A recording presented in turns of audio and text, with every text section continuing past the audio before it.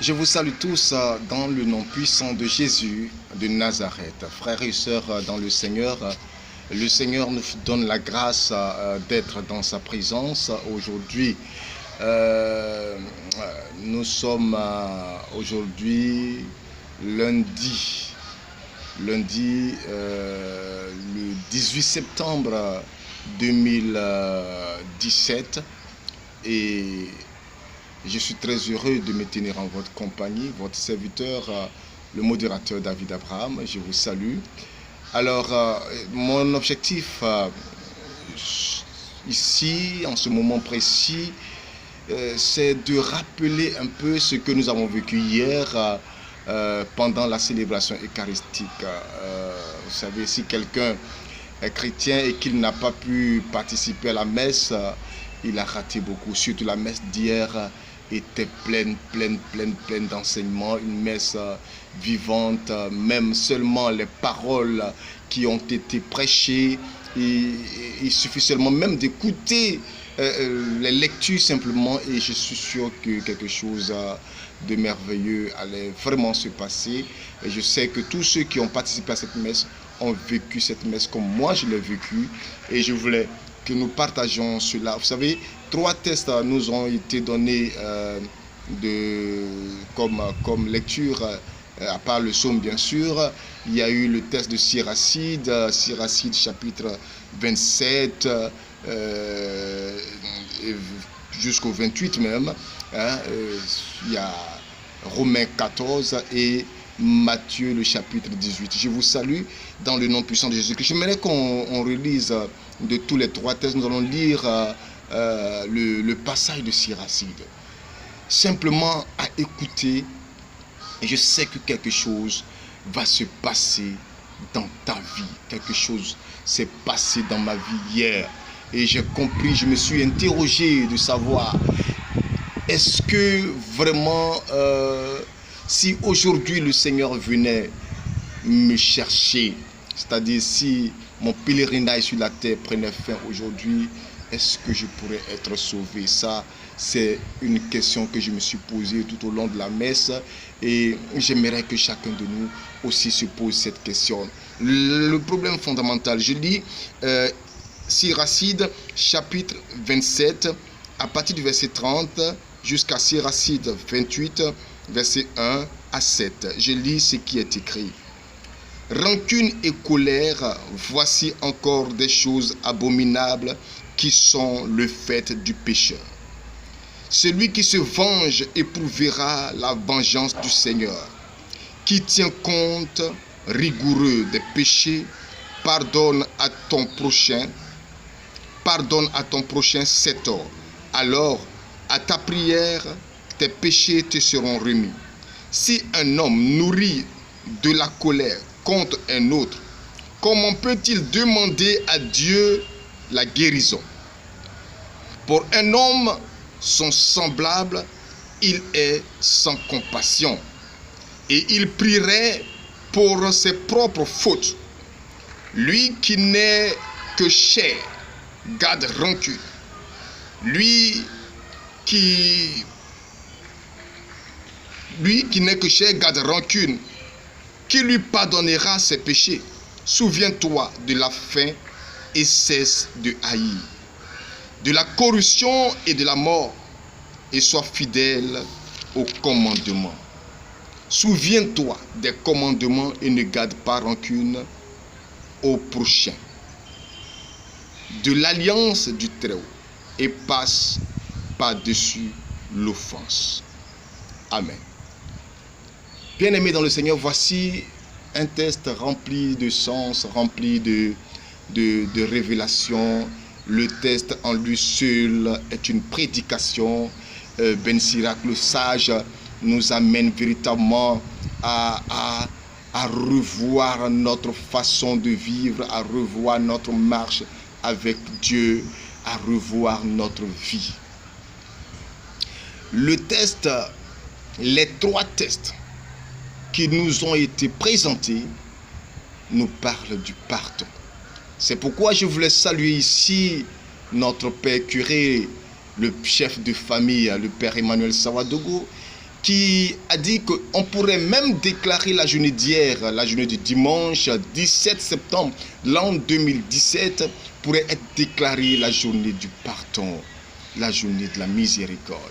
Et je comprends mieux le thème de l'année pastorale qui a été retenu par les évêques de Côte d'Ivoire lorsqu'ils ont dit, toi, avant de faire ton offrande, il dit, toi, laisse là ton offrande et va te réconcilier avec ton prochain et après tu viendras faire ton offrande. Frères et sœurs dans le Seigneur, le pardon est un mystère. Le pardon est une grâce. Le pardon conduit à la vie. Regardez comment commence ce texte de Ben Sirac. Il dit, rancune et colère, voilà encore les choses abominables. Ben Sirac, le sage, considère la colère comme une abomination. La colère comme un péché, quelque chose que les chrétiens ne devraient pas faire. Alors, pourquoi aujourd'hui les chrétiens sont si colériques? Pourquoi les chrétiens n'arrivent-ils pas à pardonner? Je saute pour aller très vite. Frère, dans l'évangile de Matthieu, au chapitre 18, à partir du verset 21, la Bible nous présente un homme. Cet homme devait de l'argent à son maître. Et comme il devait de l'argent, il ne pouvait pas payer. Son maître est venu lui réclamer son argent. Il a supplié la miséricorde, la clémence de son maître parce qu'il n'avait pas les moyens. Il a demandé la patience et il a promis payer. Mais quand le maître voit, même si on lui permet d'aller sur 10 ans, 20 ans, il ne pourra jamais payer. Alors le maître lui dit, va et oublie la créance, oublie la dette. Mais ce même monsieur arrive devant et il avait un ami qui lui devait une somme insignifiante. Qu'est-ce que ce monsieur fait? Il se jette sur son ami et le fout en tôle jusqu'à ce qu'il ait fini de tout rembourser. Frère, cette vie-là, oh, je me suis senti dedans. C'est pourquoi j'ai compris, lorsque Jésus apprenait ses disciples à prier, il a dit, dites notre Père qui es aux cieux, point de suspension, pardonne-nous nos offenses comme nous pardonnons. Oh, cette parole est un serment. Pardonne-nous nos offenses comme nous pardonnons aussi à ceux qui nous ont offensés. Hier, mon esprit s'est ouvert sur cette phrase que j'ai l'habitude de réciter, mais hier c'était plus fort. Il dit, pardonne-nous nos offenses comme nous pardonnons.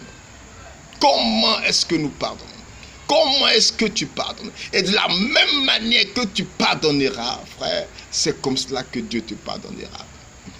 Quelqu'un pourrait peut-être dire, je pardonne, mais je n'oublierai jamais. Alors Dieu aussi dira, moi aussi je pardonne, mais je n'oublierai jamais. Un autre dira, je vais pardonner, mais je n'aurai plus rien à faire avec lui. Dieu aussi dira, ok, moi aussi je te pardonne, mais je n'aurai rien à faire avec toi. Frères et sœurs dans le Seigneur, il faut que nous revoyions notre position dans le Christ. Nous revoyons notre marche avec Dieu. Le pardon, il est vital. Le pardon est source de guérison. Dans le passage de Siracide au chapitre 28, verset 1, il dit, celui qui se venge éprouvera la vengeance du Seigneur. Si tu es quelqu'un qui ne pardonne pas, et donc tu aimes te venger, alors tu rencontreras, frères et sœurs, dans le Seigneur, la vengeance de Dieu. Il est évident que tu rencontreras la vengeance de Dieu. Au verset 2, il dit, pardonne à ton prochain ses torts, alors ta prière, virgule, tes péchés te seront remis. Au verset 3, il dit, si un homme nourri de la colère contre un autre, comment peut-il demander à Dieu la guérison? Aïe, aïe, aïe, aïe, aïe. Comment peut-il demander à Dieu la guérison?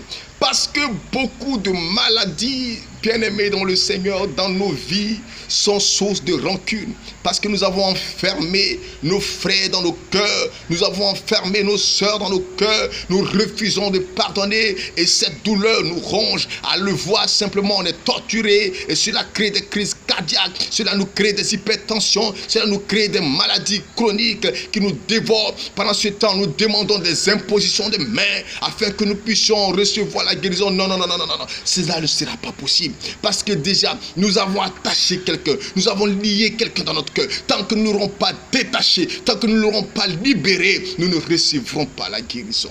Mighty Jesus. Oh. Bien-aimé dans le Seigneur, c'est merveilleux. Le pardon, le disait un grand saint, il dit c'est avoir part au don de Dieu. Pardonner, c'est avoir part au don de Dieu. Nous devons pardonner pour bénéficier des grâces divines. C'est pourquoi le verset 2 l'a dit. C'est lui qui pardonne à son prochain ses torts, sa prière et ses péchés seront remis. Pardonnons et nous attirerons la miséricorde de Dieu parce que personne sur la terre n'est saint. Nous vivons par la grâce. Nous sommes bénis par la grâce. Il n'y a personne qui soit saint. La Bible dit il s'appelait Jésus, il est Dieu. Mais il n'a pas regardé à sa condition de Dieu. Depuis le trône au milieu des anges, dans l'acclamation des saints, il est descendu dans un corps semblable à celui des pécheurs. Et la Bible dit, il nous a justifiés. Que veut dire justifier? Ça veut dire qu'il a compris notre état de pécheur. Il a dit, non, ces hommes méritent qu'on leur fasse grâce. Nous méritons la grâce de Dieu parce que nous sommes tous des pécheurs. Alors nous aussi, nous devons regarder, bien-aimés, à nos prochains. Nous devons regarder à nos frères et leur faire grâce, leur faire miséricorde, pardonner leurs torts, comme le Seigneur nous pardonne. Pardonner à ceux qui nous ont offensés, comme Dieu nous pardonne. C'est pourquoi j'aimerais même que si ce passage du Pater Noster qui dit pardonne-nous comme nous pardonnons, pouvait changer pour dire Seigneur, je veux pardonner comme tu me pardonnes. Je veux pardonner comme tu me pardonnes. La miséricorde de Dieu est là pour nous. Nous devons pardonner à nos frères. Ce maître à qui son serviteur devait. Souvenez-vous très bien que c'est une parabole que Jésus a dite lorsque Pierre lui posa la question de savoir si quelqu'un m'a offensé, combien de fois dois-je lui pardonner? Parce que souvent des gens disent mais j'ai pardonné mais il ne change pas, je pardonne mais il ne change pas, il fait toujours la même chose, alors donc pour cela je ne peux plus pardonner. C'est faux, c'est faux, c'est faux. Il faut toujours pardonner. Quand Jésus dit 70 fois 7 fois, c'est-à-dire il faut pardonner 7 fois jusqu'à 70 fois. Cela multiplie, ça nous fait 490 fois. Qui est capable de compter jusqu'à la 491e fois avant de s'évangile? Je ne suis pas sûr. Ça veut dire qu'il faut pardonner en tout temps. Parce que dans la journée, dans la semaine, il y a 7 jours. Donc quand il dit de pardonner 70 fois 7 fois, c'est-à-dire chaque jour. Parce que chaque jour, nous pécherons au moins 70 fois. Chaque jour, nous pécherons au moins 70 fois. Amen. La Bible dit, Le juste pêche 7 fois par jour. Le juste. Donc nous qui ne sommes pas justes, nous péchons plus de 7 fois, 70 fois par jour. Donc chaque jour, nous péchons et nous devons pardonner chaque jour de la semaine pour attirer la miséricorde de Dieu sur notre vie. Frère, je ne parlerai pas beaucoup.